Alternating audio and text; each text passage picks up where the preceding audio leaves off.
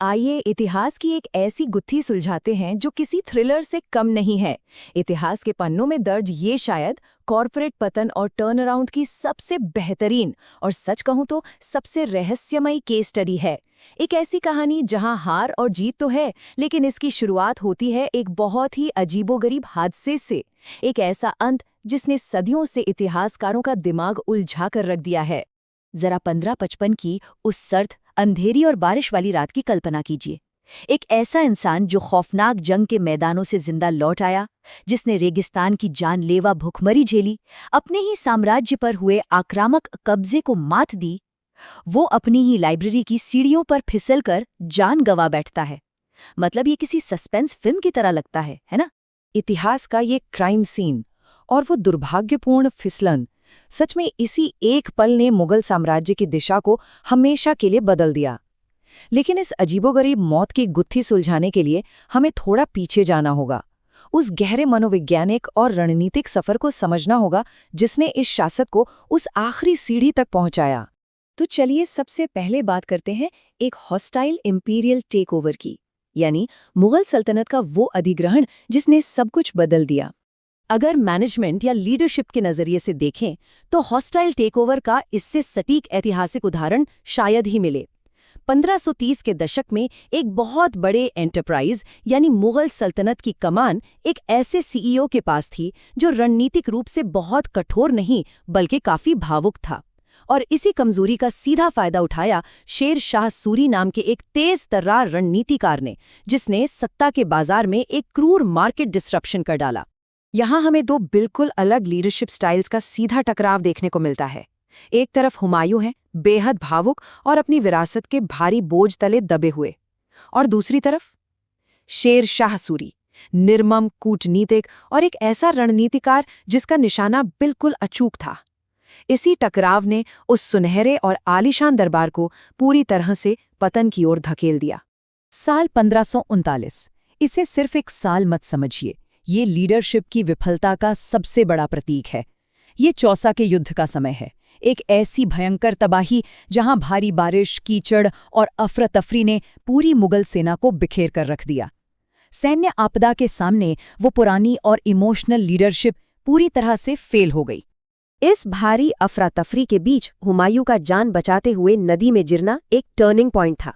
सोचिए, अगर उस रात एक साधारण पानी भरने वाला इंसान बीच बचाव न करता तो मुगल सल्तनत की पूरी विरासत उसी नदी में हमेशा के लिए डूब गई होती। एक झटके में शासन का पूरा ढांचा चकनाचूर हो चुका था। और यहीं से शुरू होता है टोटल बैंक्रप्सी, यानी रेगिस्तानी निर्वासन का वो भयानक दौर। ये वो दौर था जब एक शासक के अंदर का मनोवैज्ञानिक संघर्ष अपनी चरम सीमा पर था। ऐसा लगता है मानो हुमायूं ने महसूस किया कि शायद खुदा मुझसे मेरा तख्त नहीं बल्कि मेरा अहंकार छीन रहा है।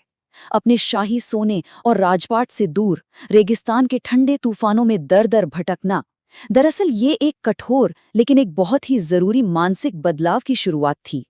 जरा इस कंट्रास्ट पर गौर कीजिए। सुनहरे महलों की विलासिता से लेकर उस कठोर रेगिस्तान में एक बूंद पानी के लिए तरसने तक का सफर। कॉर्पोरेट भाषा में कहें तो ये किसी भी लीडर का रॉक बॉटम हिट करना है। विशाल सेना, दौलत, यहाँ तक कि बुनियादी मानवीय सम्मान, सब कुछ छिन चुका था। ये एक शासक के पतन का सबसे दर्दनाक रूप था। लेकिन इस घने अंधकार और रेगिस्तानी धूल के बीच ही एक नई उम्मीद की किरण नजर आती है, अकबर का जन्म। इस बच्चे का आना एक बहुत बड़ा संकेत था कि इस विशाल साम्राज्य की कहानी अभी खत्म नहीं हुई है। शायद इसे वापसी का एक दूसरा मौका मिलने वाला था। अब आते हैं द पर्शियन स्ट्रेटेजिक पिवट पर, यानी वापसी की वो मास्टर क्लास तैयारी। क्राइसिस मैनेजमेंट के नज़रिए से देखें तो हुमायूं की इस टर्न अराउंड रणनीति के 3 बहुत ही अहम कदम हैं। पहला, अपनी पूर्ण हार को बिना शर्त स्वीकार करना। दूसरा, अपने शाही अहंकार को पूरी तरह से त्यागना। और तीसरा, एक मजबूत रणनीतिक गठबंधन बनाना, जिसे हम आज की भाषा में विदेशी वेंचर कैपिटल हासिल करना कह सकते हैं। लेकिन इस पुनर्निर्माण की एक भारी कीमत चुकानी पड़ी। पर्शिया के बर्फीले पहाड़ों तक का थका देने वाला सफर, शाह के शाही दरबार में एक विनम्र शरणार्थी की तरह प्रवेश, और सबसे बड़ी बात, अपना अहंकार छोड़कर अपनी शाही पगड़ी उतारना। पर्शियन सेना हासिल करने के लिए उठाया गया ये कदम साबित करता है कि हुमायूं का व्यक्तित्व अब पूरी तरह से बदल चुका था। और इसी बदलाव ने नींव रखी the ultimate empire turn around की, साम्राज्य की वो भव्य वापसी। 15 ये कोई मामूली नंबर नहीं है, ये उन पीड़ादायक लेकिन गजब के धैर्य से भरे 15 सालों का प्रतीक है, जो एक बिखरे हुए एंटरप्राइज को फिर से खड़ा करने के इंतजार में बिताए गए। पर्शियन सैन्य सुधारों को समझना और उन्हें लागू करना कोई रातों रात होने वाला चमत्कार नहीं था। इसके लिए एक लंबी तपस्या की जरूरत थी। तबाही से लेकर वापसी तक की इस टाइमलाइन को देखिए, ये सफ़र कितना लंबा और थका देने वाला था। 1530 में विरासत का मिलना, 1539 में चौसा की वो भयानक हार, 1542 में रेगिस्तान के कड़े संघर्ष के बीच अकबर का जन्म और अंततः 1555 में दिल्ली वापसी। ये एक लीडर की पूरी तरह से ट्रांसफॉर्म हो चुकी रणनीतिक यात्रा है। और आखिरकार 1555 आ ही गया। मुगल झंडे एक बार फिर दिल्ली के आसमान पर लहराने लगे। एक असंभव सा दिखने वाला टर्न अराउंड सच हो गया था। नई रणनीतियों और पर्शियन संसाधनों से लैस होकर हुमायूं ने ठीक उसी साम्राज्य को सफलतापूर्वक वापस पा लिया जिसे अपनी ही कमजोरियों के कारण उन्होंने खो दिया था। लेकिन कहानी यहाँ खत्म नहीं होती। हमारा आखिरी पड़ाव है डेस्टिनी, डेथ एंड लेगेसी। इतिहास का वो आखिरी क्रूर वार। यहीं पर इतिहास का सबसे बड़ा रहस्य और सबसे गहरी विडंबना सामने आती है। एक ऐसी शानदार वापसी जो लाइब्रेरी की सीढ़ियों पर एक जानलेवा फिसलन के साथ खत्म हो गई। सोचिए, जो इंसान भयानक युद्धों, अपनों के धोखों और रेगिस्तान की भुखमरी को मात दे गया, उसे अंततः उसके अपने ही घर की कुछ पत्थर की सीढ़ियों ने हरा दिया। क्या ये महज एक हादसा था या किस्मत का कोई क्रूर मजाक? किसी ने बहुत खूब कहा है, कुछ लोग इतिहास बनाते हैं और कुछ लोग इतिहास को एक दूसरा मौका देते हैं। ये दुखद विडंबना आज हमें हुमायूं की असली विरासत का मूल्यांकन करने पर मजबूर करती है।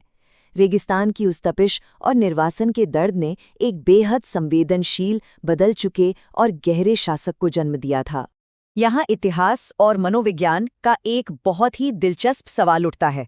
अगर हुमायूं ने निर्वासन का वो भयानक दुख न झेला होता, तो क्या अकबर कभी इतने महान शासक बन पाते? क्या वो पूर्ण विफलता ही वो कीमत थी जो एक महान भविष्य की नींव रखने के लिए चुकानी जरूरी थी? हुमायूं की इस लेगेसी के दो बिल्कुल अलग पहलू हैं। एक नजरिया ये मानता है कि सब कुछ खो देना वो क्रूसिबल यानी वो भट्ठी थी जिसने एक महान राजवंश को गढ़ा। वहीं दूसरा नजरिया कहता है कि वो महज एक कमजोर सीईओ थे जिन्हें किस्मत से बस एक दूसरा मौका मिल गया।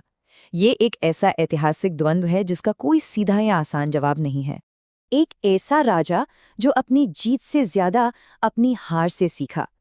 लेकिन अंततः ये सवाल तो बना ही रहता है कि क्या उनका पतन उनकी नियति थी या महज एक कमजोर लीडरशिप का नतीजा? आप क्या सोचते हैं? नीचे कमेंट्स में अपनी राय जरूर दें। इतिहास के ऐसे ही गहरे और रहस्यमयी पन्नों को पलटने वाले इस एक्सप्लेनर में मेरे साथ जुड़ने के लिए शुक्रिया।